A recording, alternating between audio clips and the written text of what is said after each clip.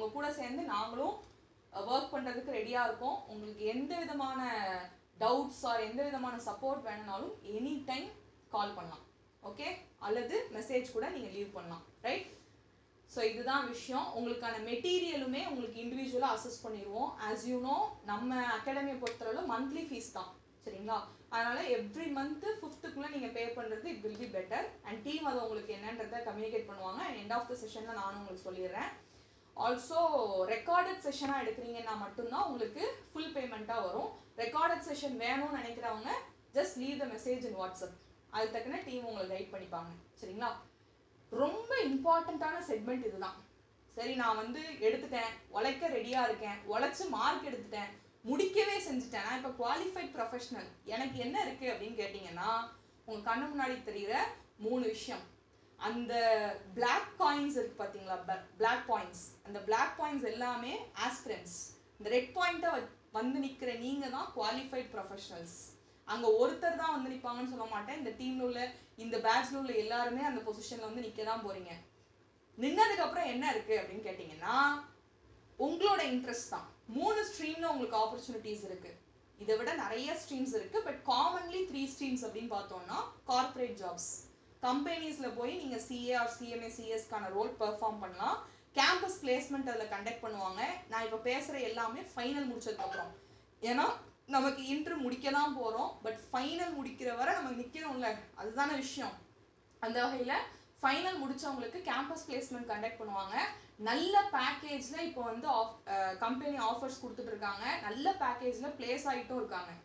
இதில் உங்களுக்கு ரேங்கிங் சிஸ்டம்னு ஒன்று இருக்குது, மெரிட் சர்டிஃபிகேட்னு ஒன்று இருக்குது, நிறைய உள்ளே இருக்குது, சரிங்களா? அவங்கள மார்க்கு நீங்கள் அதிகமாக ஸ்கோர் பண்ணுறவங்கள சும்மா விட மாட்டாங்க.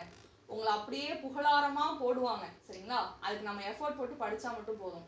ரைட்?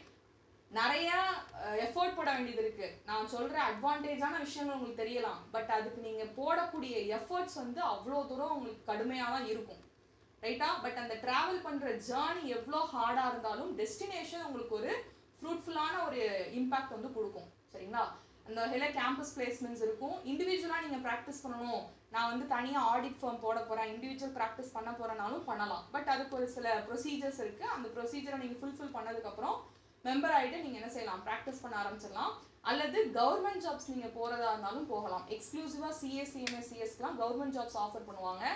உங்களோட ட்ரீம் கவர்மெண்ட் ஜாப்பில் பிளேஸ் ஆகணுன்றதுன்னா, நான் இதுக்கும் ஒரு எஃபர்ட்டை போட்டு அதுக்கும் போய் படிக்கணுமா அப்படின்னா, எஸ், நமக்கு அந்த ஒரு டெசிக்னேஷன் வேணும் அப்படின்னா டெஃபினட்டாக எஃபர்ட் போட்டு தான் ஆகணும். ரைட்டுங்களா? அந்த வகையில் கவர்மெண்ட் ஜாப் ஆப்பர்ச்சுனிட்டிஸும் இருக்குது. ஆல்சோ இன்டர்ன்ஷிப் முடிச்சதுக்கப்புறமா எவ்ரி இன்டர் கம்ப்ளீட் பண்ணதுக்கப்புறம் இன்டர்ன்ஷிப் போகிற மாதிரி இருக்கும். அந்த இன்டர்ன்ஷிப் கம்ப்ளீட் ஆனதுக்கப்புறம் you can do your final exams. அந்த இன்டர்ன்ஷிப்கான அரேஞ்ச்மெண்ட்டும் வி வில் கைட் யூ, சரிங்களா? எப்படி போகலாம், எங்கெங்கெல்லாம் ஆஃபர்ஸ் இருக்குன்றதை வி வில் கைட் யூ. அந்த மாதிரி நீங்கள் ஃபாலோ பண்ணிக்கலாம். ரைட்டாமா? So these are the job opportunities. ஏன்னா நிறைய பேரோட கொஸ்டின் முடிச்சதுக்கப்புறம் என்ன அப்படின்றது தான். அந்த வகையில் திஸ் இஸ் த கிளாரிட்டி. முடிச்சதுக்கப்புறம் யாரும் சும்மா இருக்க போகிறதில்ல. நமக்கு என்ன ஸ்ட்ரீம் பிடிச்சிருக்கு, நம்ம எதில் ஒர்க் பண்ண போகிறோம், நமக்கு எதில் இன்ட்ரெஸ்ட் இருக்குன்னு பார்த்துட்டு plan your self. Okay? But அது எல்லாத்துக்கும் முன்னாடி ஒரு டஃப்பான ஜேர்னியில் இறங்க போகிறோம். அதுக்கு proper coverage and proper cooperation ரொம்ப இம்பார்ட்டண்ட். கிளியராமா? கான்செப்ட் தான். நீங்கள் எவ்வளோ தூரம் நீங்கள் உள்ளே இறங்குறீங்களோ கான்செப்டுக்குள்ளே, அவ்வளோ தூரத்துக்கு உங்களுக்கு எக்ஸாம்னா டஃப்பாகவே இருக்காது, ஈஸியாக பண்ணிடலாம். ரைட்டா? Yes. So to the end note, உங்களுக்கு இதுதான் விஷயம். எல்லாம் டிஸ்கஸ் பண்ணியாச்சு. இதுக்கப்புறம் நம்ம ஸ்டார்ட் பண்ண வேண்டியது கிளாஸ் தான். நாளையிலேருந்து எஃபெக்டிவ் கிளாஸஸ் கமெண்ட்ஸ் பண்ண போகிறோம்.